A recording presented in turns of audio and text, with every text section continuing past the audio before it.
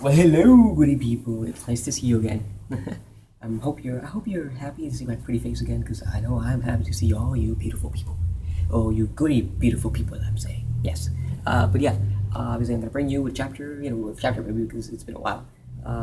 Sorry that I didn't I'm sorry that I didn't do this chapter review sooner. I was just busy a lot, so I'm lucky now that I can do it and bring it to you guys.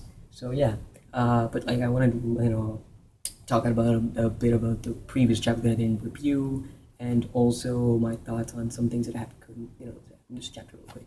First thing I want to address is like last chapter we got the revelation that Mutsuki is actually a girl, which I was like, fuck, I didn't see that coming up. He kind of looked like a guy to me. I didn't know. But, well, like some people were saying he's a girl. Like, I guess he does have some kind of feminine traits, perhaps, whatever. But, like, okay, I made my mistake to saying that he was a guy. But, I mean, it was a bit of a somewhat shocking reveal that I kind of enjoyed a little bit. I was like, fuck, I didn't see this coming. That's cool. And I like that we dive in a little bit more into why his reasoning, into his backstory as to why he joined the CCG and why is he, passing himself off as a male, but he's actually female. Basically, his family got killed by ghouls. So typically, that's how CCG recruits their young and just trains them to be cool investigators in the potential future. Yeah, he basically has that. There are people talking to him, and some CCG investigators. They're making a deal and all that, and he goes like, "Sure, I'll go along with what you say, but if you can honor a dumb request of mine, from now on, I want to be, I hate living as a woman, so from now on, I want to live on my life as a man, but he can't quite have an operation to, become a man quite. I was thinking, I was reading, it was like they're funding his, his sex op surgeries, sex change surgery, but no, because I think he's still a woman at this point, or I don't know, not certain 100%. Like maybe he is, maybe he isn't. Like maybe he's a tranny. I am a tad confused. I want to know more information before we go because I don't understand just yet. But yeah, we know he's something, and I like diving into a little bit of the backstory of Mutsuki because we kind of needed that. Like he seemed just like a wimpy kid thing, wimpy kid, and or adult-ish, like young adult.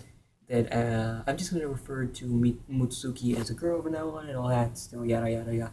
Also, I I see on the Facebooks and on the Twitters and the internets, I see a lot of people saying and speculating that Serpent is in fact Nishiki Nishio from our previous Tokyo Ghoul series. And the first thing I want to say to you, all you people out there, is like, I fucking called it! I fucking called it! I told you all you assholes! Yeah, yeah, yeah! But at this point, it's not confirmed, but still, I fucking called it! I told you! I told you! And just to know, so you know, I'm not lying, I'm gonna. You guys have to go back to my first review of Tokyo Ghoul Ray, where I reviewed chapter 1 and 2, and basically there I stated from the most minimal amount of information that we got in chapter 2 from Serpent that he potentially could be Nishio, and a lot of you assholes are now sorry asshole, why did I say that? Like, there's nothing wrong. A lot of you guys are speculating the fact that he's now Nishio. And I'm like, I called it way back before all you dumbasses did. I know I'm being a little bit rude, but like that's just me just being happy and just like that's how I am. Sorry, but yeah, I told you guys, but it's not confirmed. He's not revealed. So this is just me doing a preemptive celebration if he ends up being who I thought he was, and I theorized it all before you guys did. Also, a fellow reviewer, anime reviewer, and manga reviewer that I subscribe to and I like a lot also came up in his latest chapter, his latest review of this chapter, that he, that he thinks Serpent is Nishio, and I'm like, for fuck's sake, I called it before you did. I'm like, and I'm so pissed off that I got this review up late because I wanted to convey my feelings on it like a lot sooner because a lot of people were speculating. At that point, I'm like, I told you all, I told you, but like I said, not confirmed. We still need to see him en masse. Hopefully we do next chapter or the chapter after that. We're bound to eventually, sooner or later. But yeah, okay, this chapter, we have a little skirmish with Torso. After the last chapter where Torso confronted Mutsuki, and then Mutsuki now is fighting back in this chapter. and then he's wailing on Torso a little bit, but Torso hits back, and then after that we see Urie and Shirasu chasing after him, and just like because they did their little investigative work, and they realized that the cab driver that is Torso was this guy. They found out his real identity and everything, and yeah, they're chasing after, they're patrolling. Torso's just going crazy because he's like, I did not expect this backup and all that other shit. Like, oh, I'm screwed. Like, I gotta run. I gotta hide. Whatever. I gotta escape from here. I gotta get away. And yeah, we see a little bit of real quick. Shirasu's. I also called this immediately when we first saw Shirasu in the first chapter, where I said, since it looked as though when he was introduced, that he attacked the guy who was the cab driver and everything. Sorry, why am I saying this? The guy who's the cab driver, who was like the fake Torso in a sense, who Urie thought he was the Torso.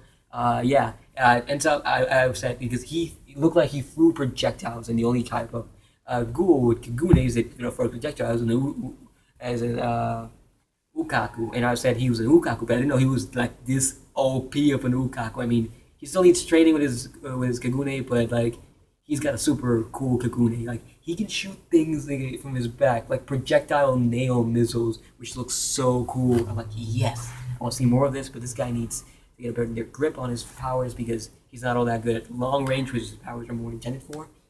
But yeah, close range is like is where he's at. His game's at apparently. But yeah, we have that. We stop Torso's car, and then Torso gets out and just like puts out a fucking shirt on him because he doesn't have his mask on to cover his face, so nobody realizes who he is or sees him. But at this point, like they know who he is, his real identity, so it doesn't matter much, and they'll find out later because of the cab, like once they pull the plates or something. So it's like it's at this point you don't matter. You have to go into fucking hiding. Your identity is revealed, but he doesn't know the full story. But still, he's in high danger right now. But yeah, then we have then Urie and Shirasu just go in on his ass, just take out Torso. Like, well, they're taking him out. They haven't like completely taken him out, but they're about to, and then they suddenly abruptly get interrupted by Serpent at the end of the chapter, and everyone's like, "Fuck!" I mean, this is awesome. We're gonna get a throwdown between Serpent, Torso, Urie, and Shirasu. That's awesome.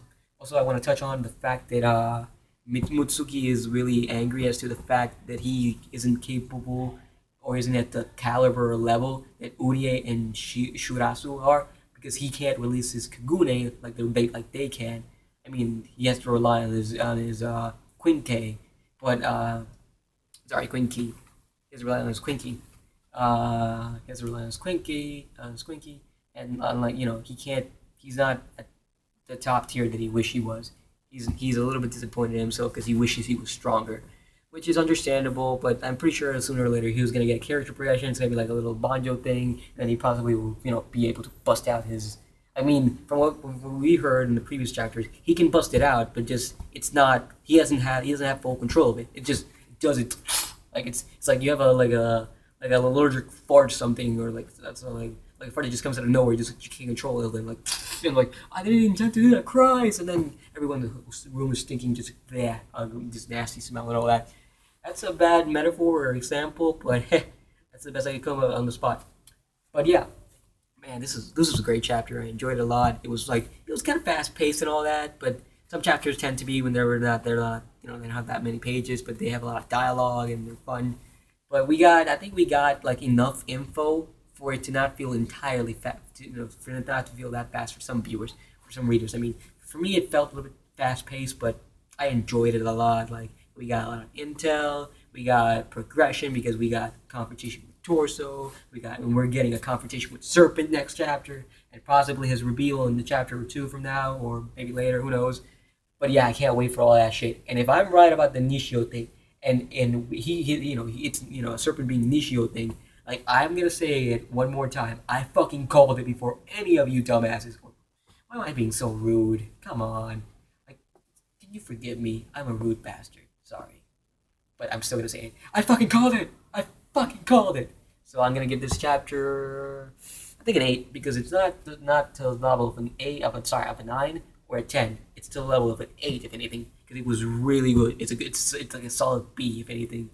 That's what this is. So I'm gonna score it an 8. So yeah, I guess with that said, I'll see you soon. Hope it was a video. I can't wait for the next chapter.